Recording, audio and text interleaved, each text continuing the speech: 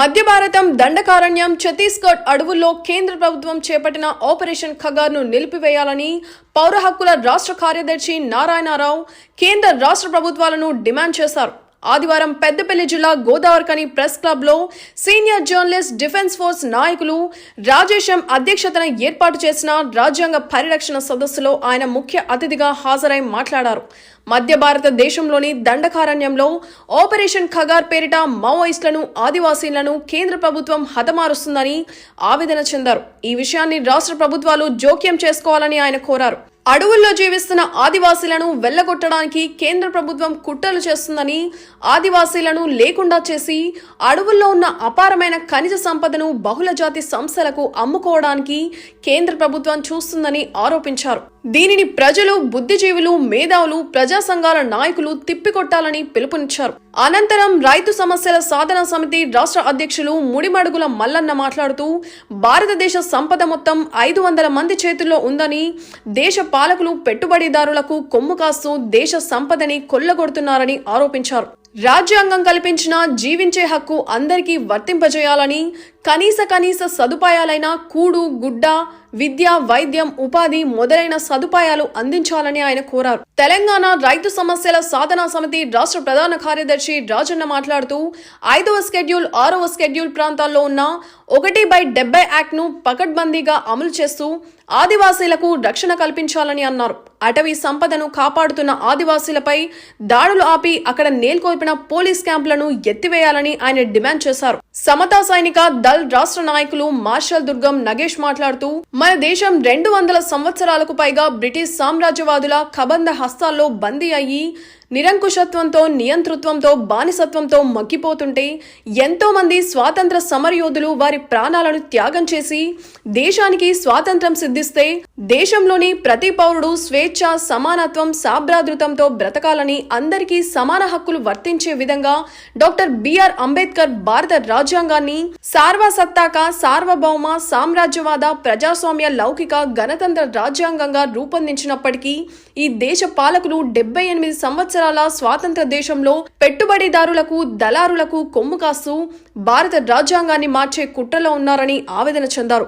బుద్ధిజీవులు, మేధావులు, ప్రజా సంఘాల నాయకులు, కుల సంఘాల నాయకులు, విద్యార్థులు, యువకులు, కార్మికులు, కర్షకులు, రైతులు, మహిళలు అందరూ ఏకమై ఐక్య పోరాటాలతో రాజ్యాంగ రక్షణకు ముందుకు సాగాలని కోరారు. మధ్య భారతదేశంలోని ఛత్తీస్గఢ్ దండకారణ్యంలో కేంద్ర ప్రభుత్వం నిర్వహించిన ఆపరేషన్ ఖగార్లో మావోయిస్టుల నెపంతో చంపేసిన ఆదివాసీ కుటుంబాలకు 2 కోట్ల రూపాయలు నష్టపరిహారం చెల్లించాలని ఆయన కోరారు. ఈ విషయంపై సిట్టింగ్ జడ్జిని నియమించి న్యాయ విచారణ జరిపించాలని రాజ్యాంగ పరిరక్షణ ఐక్యవేదిక ద్వారా డిమాండ్ చేశారు. ఈ కార్యక్రమంలో పౌర హక్కుల సంఘాల నాయకులు నారా వినోద్, బొడ్డుపల్లి రవి, లక్ష్మణ్, ప్రజాకవి, సామాజిక కార్యకర్త ఏలేశ్వరం వెంకటేష్, రైతు కూలీ సంఘం వెలుతురు సదానందం, జి రాములు, పార్వతక్క, సమతా సైనిక నాయకులు చీమల ఆనంద్, కమ్మగిరి శ్రీకాంత్, ఆదివాసీ సంఘం నాయకులు సోయం జనార్దన్, నేతకాని సంఘం నాయకులు కామెర ప్రకాష్, కుమ్మరి మల్లేష్, మేర సంఘం నాయకులు గూడూరి లవన్ కుమార్, బీసీ ఆజాద్ సంఘం నాయకులు శ్రావణ్, సింగరేణి కార్మికులు అక్కపల్లి మహేందర్, రైతు సంఘం నాయకులు గొట్టె లింగన్న, నరేష్, పెళ్లి మల్లన్న, స్వామి, మహిళలు తదితరులు పాల్గొన్నారు.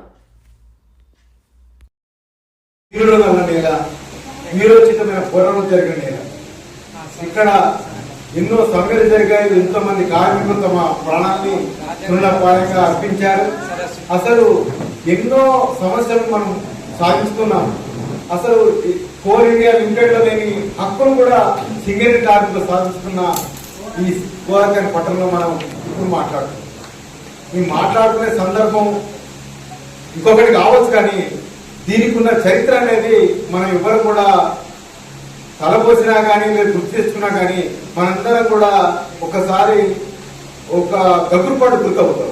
ఎందుకంటే అంత పెద్ద పోరాటం జరిగిన నేల ఇక్కడ ప్రతి ఒక్క సమస్యకు ఒక పరిష్కారం, ప్రతి ఒక్క సమస్యకు పోరాటం ఉండేది.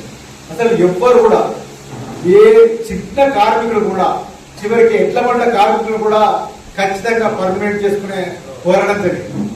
కానీ ఇక అదృష్టం అందామా, దురదృష్టం అందామా, వాటిని మనకు నమ్మకాలు కూడా లేకపోవచ్చు. కానీ మొత్తం బలహీనపడ్డ కార్మిక వర్గ పోరాటాలు అసంఘటిత కార్మికులు కూడా పర్మనెంట్ చేయలేని స్థితిలో మన పోరాట స్పిరిట్ నెట్టివేయబడ్డాయి. అది ఒక రకంగా నిర్బంధం కావచ్చు, లేకపోతే చేయదగిన మన పోరాట దృక్పథాలు కావచ్చు. ముఖ్యంగా ఏంటంటే ఈ గోదావరి పట్టణం అనేది చాలా కార్మిక వర్గ బలానికి ఒక నిదర్శనంగా దేశం గుర్తిస్తుంది, మనం కాదు. ఎందుకంటే అన్ని పెద్ద ఎత్తున పోరాటాలు జరిగినాయి.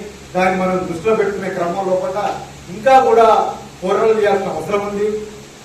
అంతేకాకుండా ఇక్కడున్న కార్మిక వర్గ చైతన్యం అనండి, లేదా రైతులకున్న చైతన్యం అనండి, మనం ఒక్కడే బతకడం కాదు, మనతో పాటు మన ఉన్న చుట్టూ ఉన్న జనం, దళితులు కావచ్చు, మహిళలు కావచ్చు, ఆదివాసులు కావచ్చు, ఎవరైనా కూడా వాళ్ళ జీవించే హక్కు భద్రత ఉండాలి, వాళ్ళ జీవనోపాధికి బలం ఉండాలని చెప్పి మాట్లాడారు.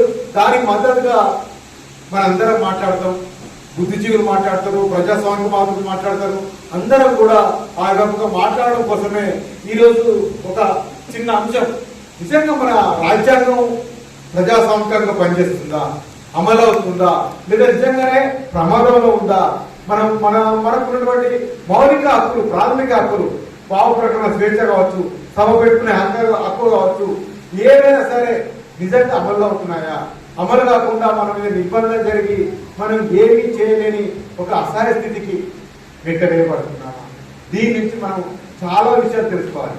అదేవిధంగా మనం ఇక్కడ కొంచెం చైతన్యవంతమైన కార్మిక వర్గం ఉంది కాబట్టి ఇప్పుడు మన తెలంగాణ రాష్ట్రాన్ని, మన దేశాన్ని దృష్టిలో పెట్టుకొని మన దేశంలో జరుగుతున్నటువంటి విప్లవోద్యమం మీద కావచ్చు, ఆదివాసీ పోరాటాల మీద కావచ్చు, అటు నక్సల్బరి నుంచి శ్రీకాకుళం నుంచి వచ్చిన పోరాటాల నేపథ్యంలో చూసినా కావచ్చు, ఎటువంటి అణచివేత జరుగుతుంది. అణచివేత అనేది ముఖ్యంగా ఈ రోజు ఈ సభ విషయం పెట్టుకోవడానికి ఒక ఏడాది కాలంగా కొనసాగుతున్నటువంటి మధ్య మార్గంలో జరుగుతున్నటువంటి ఒక రాజకీయ అణచివేత. వీడియో చివరి వరకు చూసినందుకు ధన్యవాదాలు. ఇలాంటి మరెన్నో రాజకీయ వార్తల కోసం మన ఛానల్ సబ్స్క్రైబ్ చేయండి.